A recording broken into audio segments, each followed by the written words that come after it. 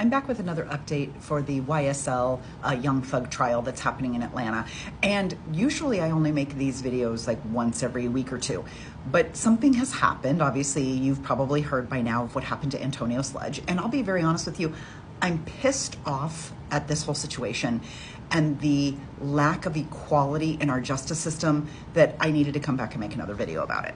So if you watched my last video, I did mention that Antonio Sledge, who was one of the prosecution's witness. Now, he goes by the name Montonk, and he is somebody who was one of the accused in the beginning, but he took a plea deal, and part of that plea deal was that he would then have to come into court and he would have to testify.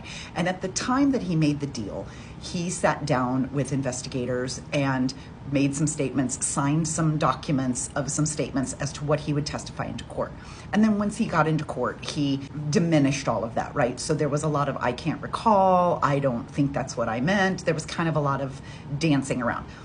And that's par for the course for this trial. Every single witness that this prosecution has put forward that they were hoping would get in there and just sing and just rat out everybody, they've all turned out to be pretty hostile witnesses where they're pleading the fifth. They don't want to answer. They don't recall. They're falling asleep on the stand. They're sick. They don't feel good. There's like all these other things that's happening to keep them from testifying in the manner that I'm sure that the prosecution intended. So in the case of Montonk, what they did was they sent a petition to the court and said that they felt like his probation should be revoked. His plea deal, essentially, he did not uphold his end of it because he didn't testify in the manner that they wanted him to. So Judge Paige Whitaker decided then to, I guess, revoke his probation and sentence him. And in doing so, she gave him 5 years in prison. And what she had said was that the way he testified was tantamount to perjury. And she felt like that was unacceptable with our legal system, that you can't get up there and you can't lie, you can't commit perjury. So she gave him a 5-year sentence and then had the fucking audacity to say, I really hope this doesn't set you back too much. With all due respect, Your Honor, 5 months in prison would set somebody back in a catastrophic way, much less 5 years. 5 years because he didn't testify the way they thought he should. And so you know I'm pissed when I'm going to start playing the equality card. So here we go. Because you're damn right that it's because this guy is young and he's black and he's getting the short end of the stick. So I'm going there. Here we go. Get ready. Antonio Sledge is giving 5 years for not testifying correctly. But everybody remember Brock Turner? This sweet, beautiful little white boy here who got 6 months for graping a woman. If you don't remember, he was a swimmer at Stanford, a very promising young man who dragged a drunk girl, a passed out girl, behind a dumpster and graped her. In fact, when other guys found him, he's like, no, dude, it's cool, she likes it. They had to pull him physically off of her to get him to stop. But his daddy wrote a letter to the judge, and this fucking punk got 6 months for that crime. Do you remember this guy? Yeah, he's a shining white beacon of society by the name of Jacob Walter Anderson. He went to Baylor University. He was arrested for repeatedly graping, gagging, and choking his victim at a 2016 fraternity party. But again, promising young man. I mean, he was the president of his fraternity. We can't set him back too far.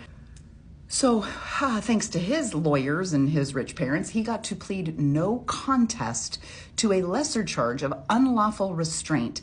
He paid a $400 fine and agreed to counseling because we don't want to set him back too far. No. You're probably seeing a pattern here. Yep, this is a rich prep school kid. He was given 1 year. He was convicted in 2015 for SAing a 15-year-old classmate when he was 18 years old. There was actually 3 counts of sexual assault and 1 count of endangering the welfare of a child. He has to register as a sex offender. Poor guy. That's probably gonna set him back. Now he got bond, so he got to stay at home with his mommy while he was waiting for trial.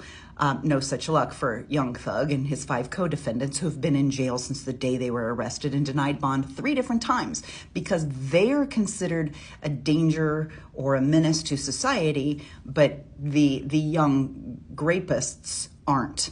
So yeah, so you got a middle-aged white woman who will gladly tell you that our justice system is incredibly fucking unfair. Now, do I think Antonio Sledge is innocent of everything he's ever been accused of? No, he was caught with a gun when he was a convicted felon. He shouldn't have had a gun. I get that. He's not by any means a model citizen, but to give him 5 years because he embarrassed the shit out of District Attorney Love in the courtroom is not justifiable to me. And it just shows us once again that our legal system treats men, black and brown men, very, very different than we treat those promising young white boys. And it's disgusting. Judge Whitaker, there's so many times I have come on here and I have tried to defend her and I've tried to fight for her and I've tried to say, hey, she's doing the best with what she got. But this was a bullshit call. And I don't think there's anybody that disagrees with me. This was a bullshit call and it never should have been made. Antonio Sledge should not have been sent to jail for 5 years. And you don't think for a minute that that's going to set the guy back? I don't know what world Judge Whitaker's living in, but I find it disgusting.